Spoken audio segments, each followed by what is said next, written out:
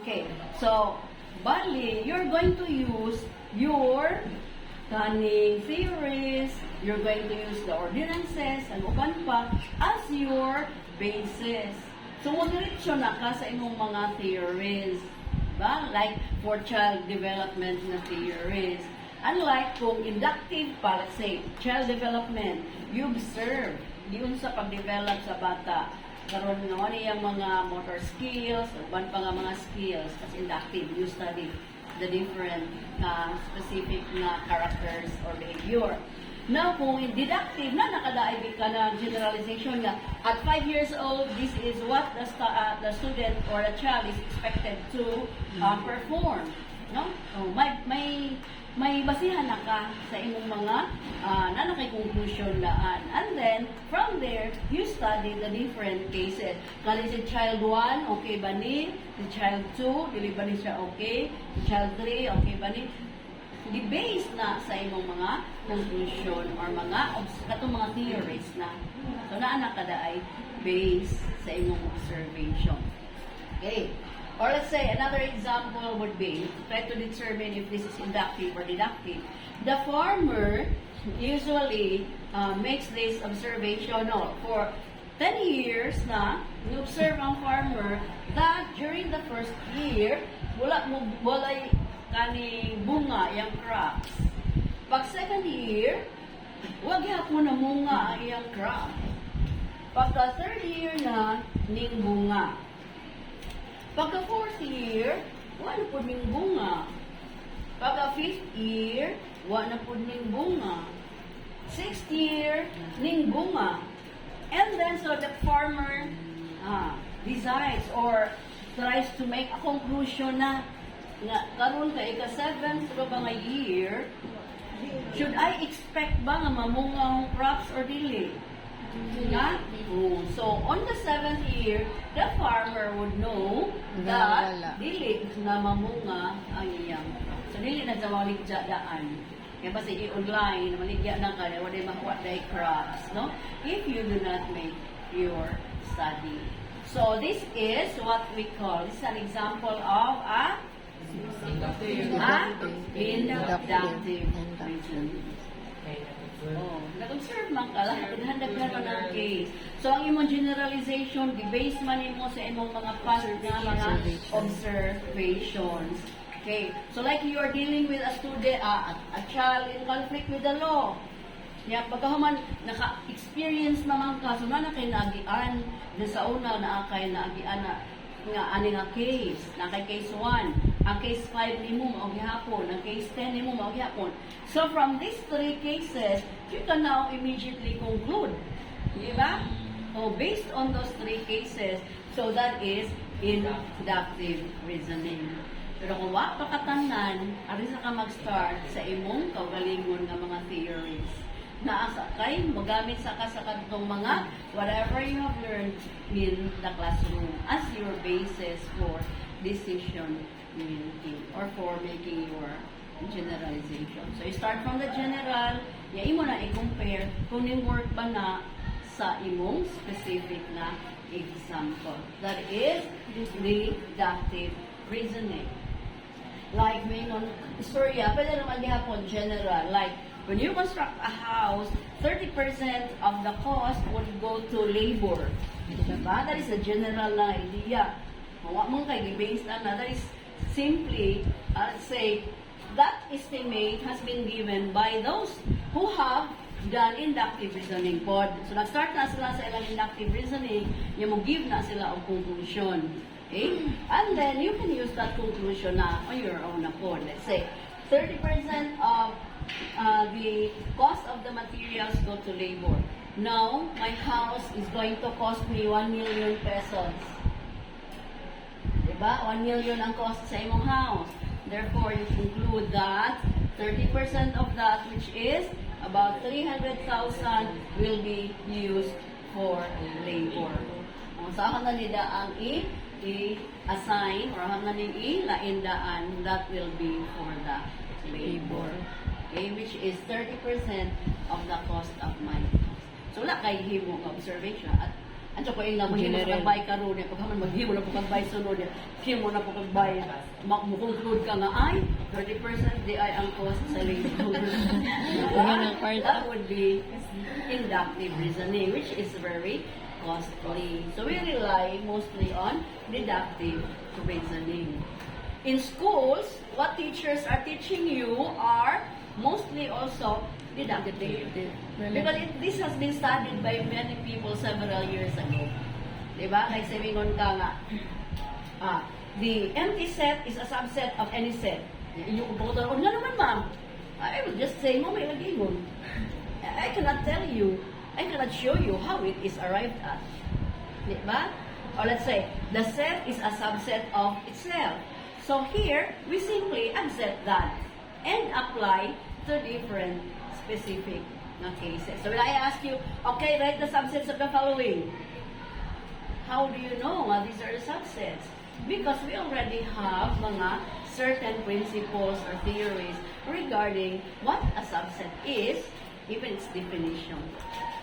Pero katong mga nag-start pa, mga nagsige pa nag-develop ng mga Pythagorean theory, kanang mga equations, or whatever, before they came up with the different na mga theorems, na-start pa sila sa inductive reasoning. So, ilan lang ng part sa unang panahon na ng mga inventors.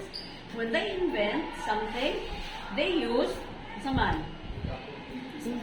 Inductive na sila, no? Naman na sila daghang mga trials, naman na sila daghang mga, ang tawag na tuog, sa man na, sa kuan pa. Experiment? Sa experimental pa nga phase. So, they will try out different mga image-match pa na nila until they will come up with kanang very good na working model. And from there, ako na nila himo nga saningan, mass produce.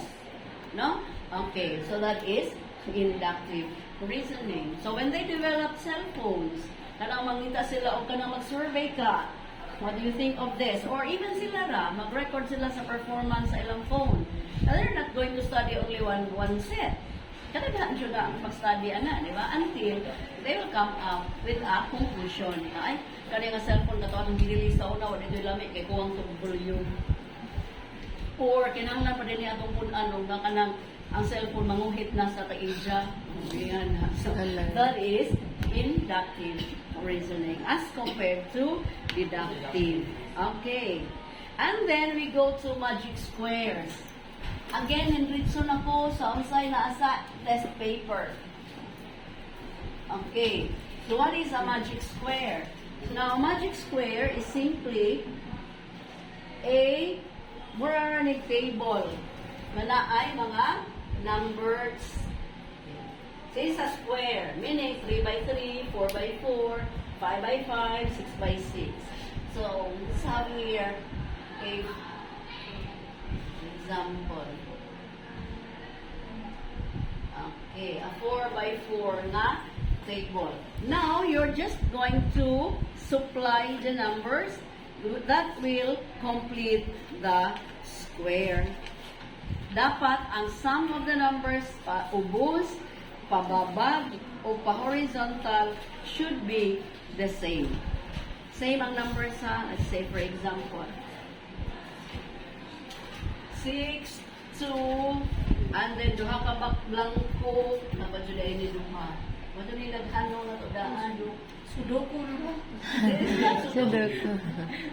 Same as Sudoku, pero dili Sudoku. Okay, 5. And then you have 4 and 3 here.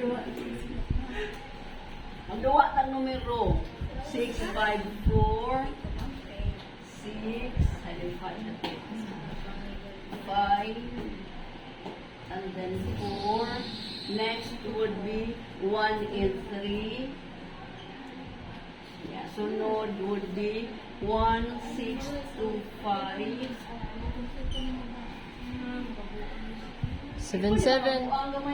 7, 7 ba na per kuan? 1, 2, 3, 4. Pila naman 7, 7 ma'am no, by side. 7 by 7. Mulig sudoku. No, 7 by 7. Arang kamagita po nila 7 by 7. 7. 1, 6, 2, 5. Oh, 6 dito. 6 di ay. 1, 6, Galit na nun mo. Sukuan sila. Dili na sudoku ha. Ay, sa una ganito ko sudoku ko. 4, 1, and 6. Okay. That is an example of a magic square. So in a magic square, dapat ang vertical, ang horizontal, and the diagonal should be equal. Oh, equal. So let's try to see. 2, 1, 2, 6. Look for a kaning column or a row or a diagonal Wawa. na Yes. kompleto. Kasi kompleto. Pilay sa ano nila. 13, 17, 19. 19, ma'am. 19. 19 ano? Okay. So murag kanilang diagonal sa pinakatumoy. Kani. How about a column or a row? Wa, Oh ma'am. my kompleto gamay. Purpose Patra ko. Kaya supposedly, there should be a row nga correct, na kompleto na. Ay, sudoku jud ay na. Sudoku. Sudoku na si Ja. Ay na, dili na magsudoku. Kailangan matali Although 1 if to you cut of want- 6. Kailangan sa bikas 1 to cut of 6. If you want sudoku, ganahan mo sudoku. Kailangan 1 to 6. 1 to 6. Ako ay Kailangan di parehan. Nay ka nang sa line ka di pareha mantali. Okay, dili na. Aw. Do ko anas kuan, removal ba na sa uno or kuan? Wala na. Do ko anas sa uno. Sudoku. Wa uy, sa keypad naman na, sa keypad sa una, sudoku. Sudoku is a good pastime para dili mo mahadlok at yung numero. Di ba? Ah, sa keypad sa Okay, una. kanira. 2, 13, upat na lagi. Ano ka 2 by 4. Si mama ginagbutang daan, ikaw mo kajud no. Sa'yo mo problema? Kailangan to? Di mama ay. 2, 13. Sige, go. Sunod ka ito na. 13. Sa sunod ni Maso nang ikuna ko sa lisod. 10, 11. 10, 11, 6, and 12. And then we have 4, 15, and 1. Okay, that's better. Now, ang diagonal sa tumaha, pili ko lang tanan. So, balik kanilang diagonal or that diagonal, ang mga sum would be the same. Okay. Okay, oh, for the change na